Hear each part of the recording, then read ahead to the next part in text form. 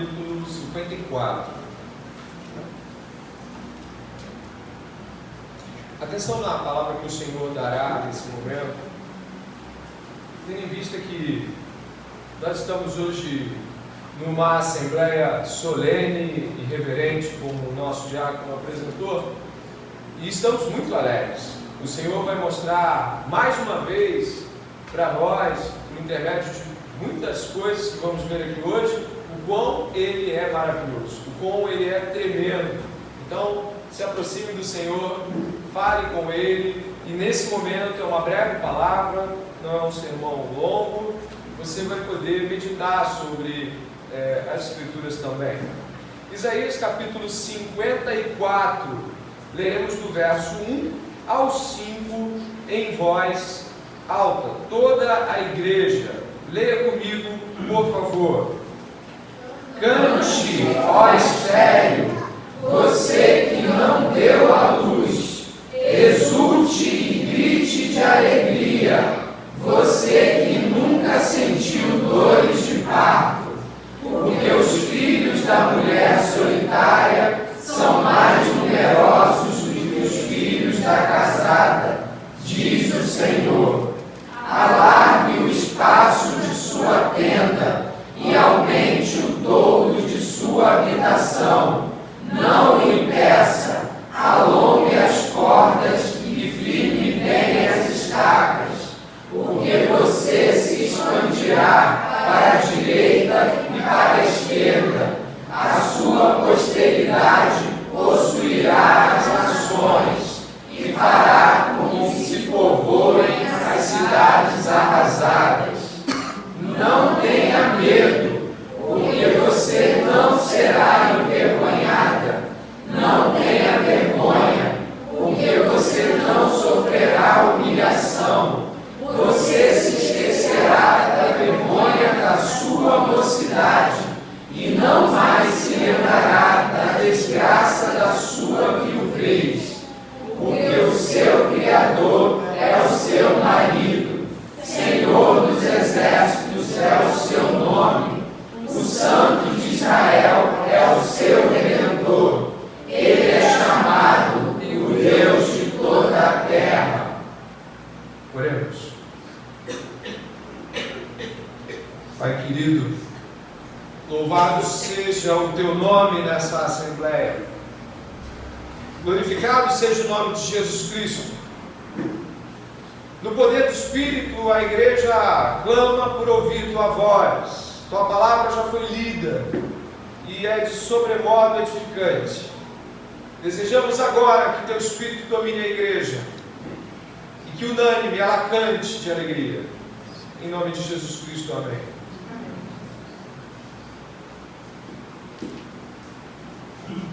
Após a gloriosa exibição do Messias sofredor, que o profeta Isaías aponta em 53, o capítulo 53, o profeta agora, trazendo a trajetória do sofrimento, da morte vicária e da alegria que se anunciará no futuro, o profeta agora, ele, apesar do caos espiritual que Israel vai século após século tomando, onde teremos um total desequilíbrio, uma destruição já na época do profeta Jeremias, que é posterior ao profeta Isaías, onde nós vamos ter um estado de calamidade espiritual, calamidade política, moral. Israel vai ficar totalmente à mercê de seus inimigos e a pesada mão do Senhor se abaterá sobre o povo e ele será entregue nas mãos do Nabucodonosor.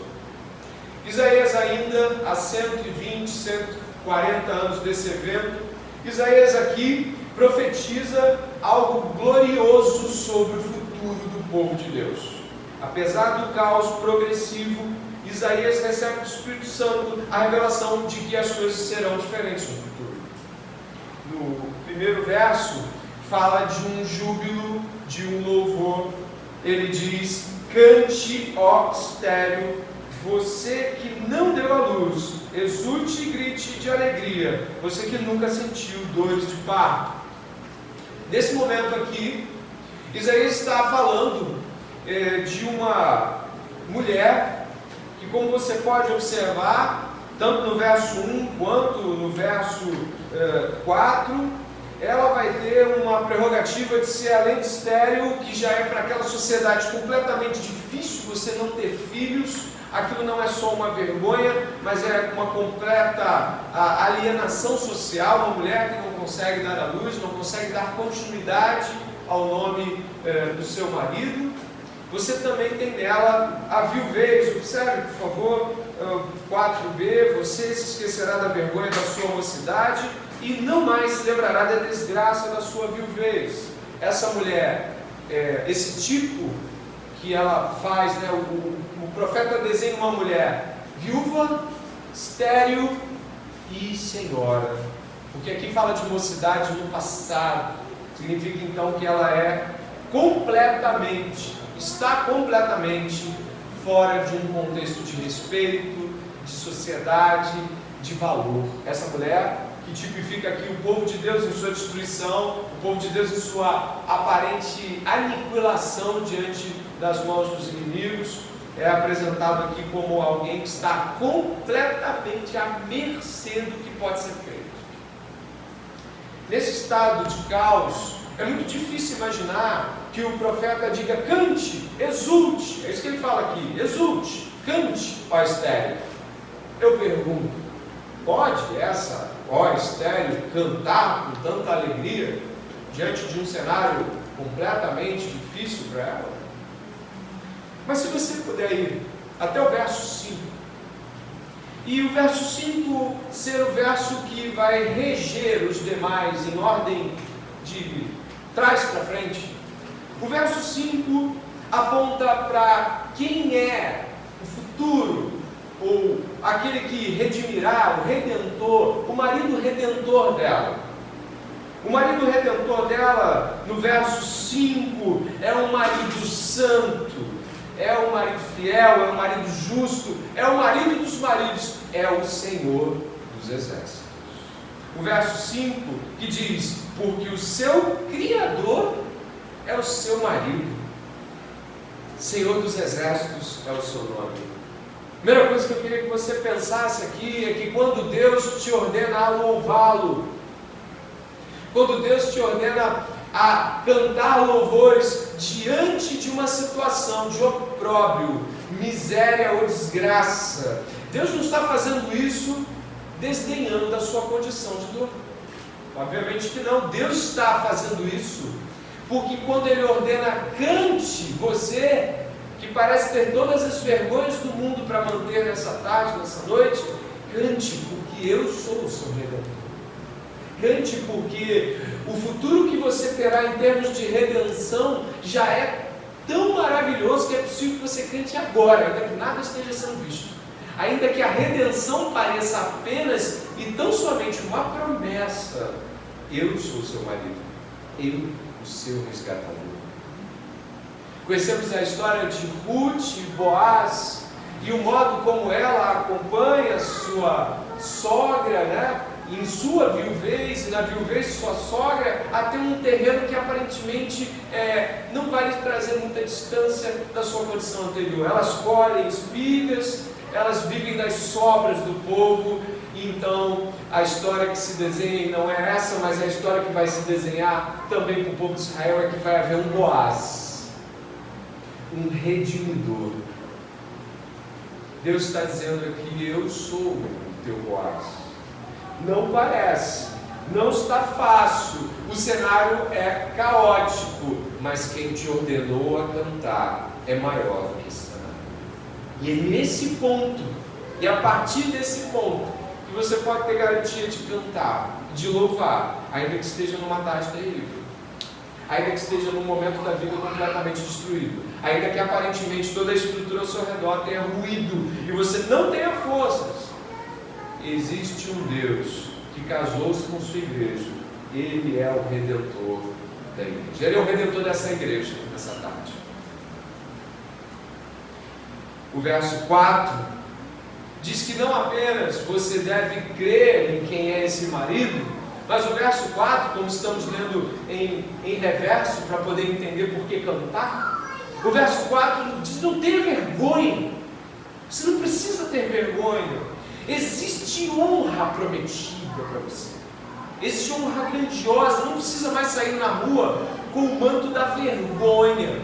Não saia mais na rua como se você não tivesse do que se orgulhar. Aquele que se gloria em mim conhecer. O Senhor nos ordena a ir para as ruas cantando, ainda que para o mundo sejamos motivo de vergonha. Cante. Orgulhe-se de ser conhecido por Deus.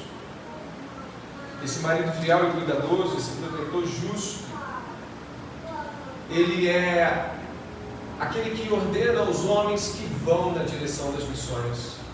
Eu estou pregando um sermão escrito em 1792, em 30 de maio de 1792. Esse sermão que eu estou pregando agora, ele é um sermão que foi pregado há quase 300 anos, 200 e tantos anos atrás, e ele atravessou os séculos falando a mesma coisa, e eu acho que pessoas aqui ouviram a voz de Deus nesses minutinhos que a gente teve, porque continua sendo a voz de Deus, quer seja em Birmingham, em Nottingham, ou em qualquer lugar da Inglaterra, por onde um sapateiro de 20 e poucos anos, confrontando os homens do seu tempo, disse que Deus os ordenou a ir. Esse pastor batista, jovem, intrépido, havia 2 anos antes dessa data citada, estado diante de uma junta de pastores batistas, e ele falou das grandes coisas que Deus havia dito ao seu coração, e de que 70% da população mundial daquele tempo era pagã. Esse jovem pastor batista começou a proclamar as grandes coisas que Deus havia falado em seu coração e disse: eu vou, e conclamo que vocês vão. Então um dos presbíteros, um dos pastores disse: sente-se, jovem, sente-se, cale-se. E disse assim, ipsis litteris: quando Deus quiser converter os pagãos, Ele o fará sem a sua ajuda e a minha. Esse jovem ouviu isso de outros pastores. Então, 2 anos depois, ele pregou esse sermão numa conferência de pastores batistas. William Carey Taylor,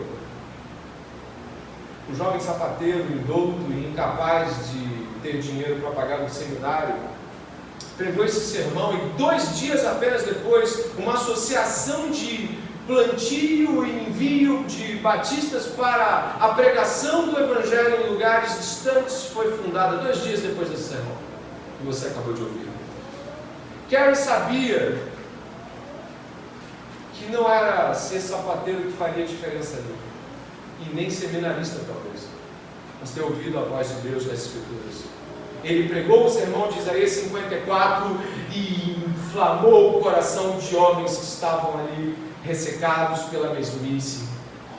Como missionário, ele chegou na Índia e, ainda que sem saber as línguas locais e tudo aquilo que era necessário para que as coisas acontecessem, ainda que a Companhia das Índias Orientais, que era o grupo de comércio inglês, que também patrocinava politicamente os missionários, tinha muita preocupação com William Carey Taylor. Ele não se dobrava aos intentos das pessoas do seu tempo.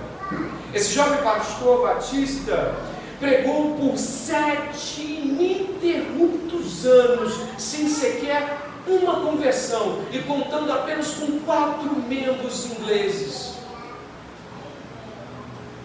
Ele começou a aprender a língua local de todo o modo que poderia haver. Caso você não saiba, nos 30 anos, nos 1.700 anos antes de William Carey, havia na face da terra 30 traduções bíblicas para as línguas do mundo. Em seus mais de 40 anos, ou em comparação a estes, apenas 40 e poucos anos de missões, William Carey e seus 2 companheiros traduziram a Bíblia para mais de 30 idiomas. William Carey fez em 40 anos uma obra tamanha de evangelização que até hoje ele é conhecido como o pai das missões modernas. Ele incentivou homens como Adoniran Judson, William Wilberforce, a irem sem precisar que pensem em voltar. Ele foi o primeiro missionário que não voltaram para casa.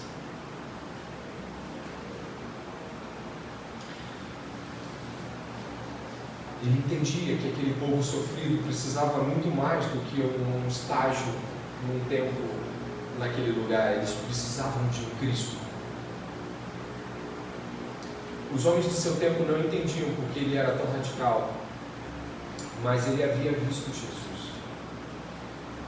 E concluindo, ainda que com desejo de falar tantas coisas, existe uma frase de William Carey que marcou meu coração desde que eu ouvi, e que eu gostaria que marcasse seu coração também nessa assembleia, onde missões é o tema, onde a ação de Deus em meio ao nosso povo é o tema. William Carey disse assim: onde a paixão por Deus é fraca, o zelo por missões será fraco. Ele entendia que não precisava de um chamado missionário. Ele entendia que ele precisava crer nas Escrituras. Ele disse certa vez que ele cria sim que os obstáculos são reais e as dificuldades não são ilusões, mas de que a palavra de Deus iria prevalecer onde quer que fosse. Ele acreditava que Deus poderia fazer grandes coisas. E ele não acreditava que Deus poderia ser pequeno, como muitos dos nossos deuses pessoais são. Ele crê que somente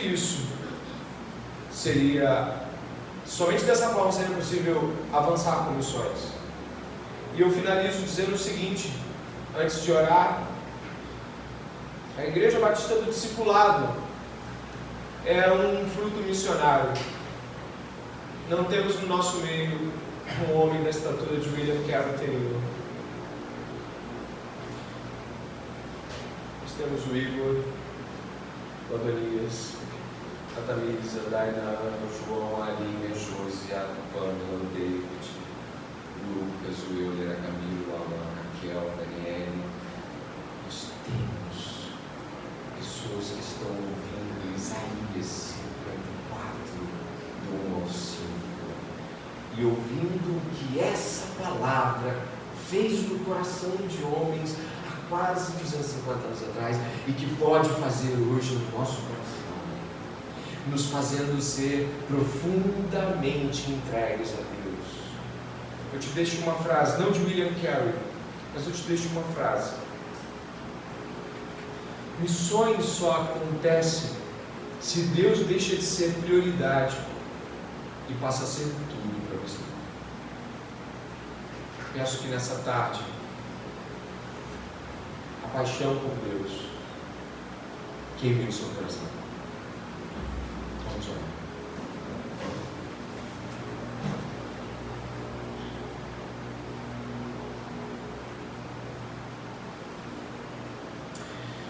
Deus, Pai querido, por que o Senhor nos traz palavras assim? Por que será que o Senhor toca nos nossos corações, nos fazendo estremecer, nos fazendo perturbar-se por uma nítida e clara intimação a seu povo, para que o povo vá,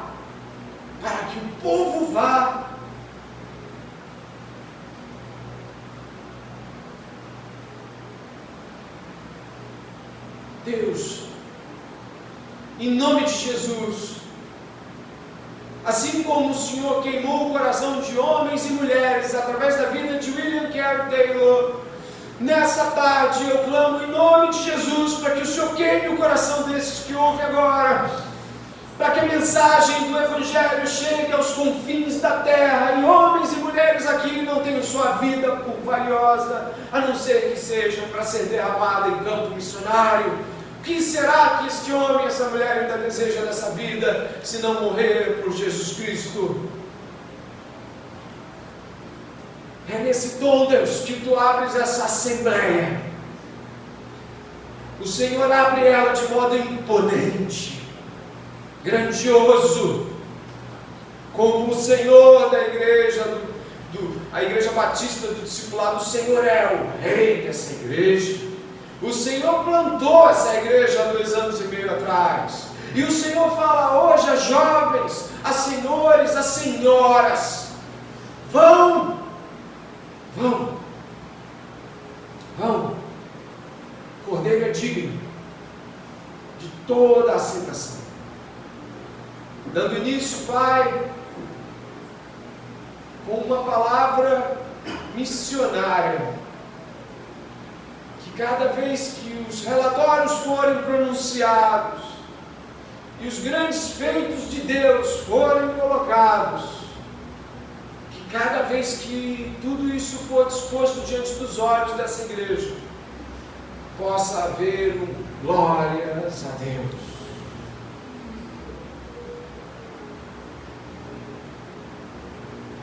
Obrigado, Senhor.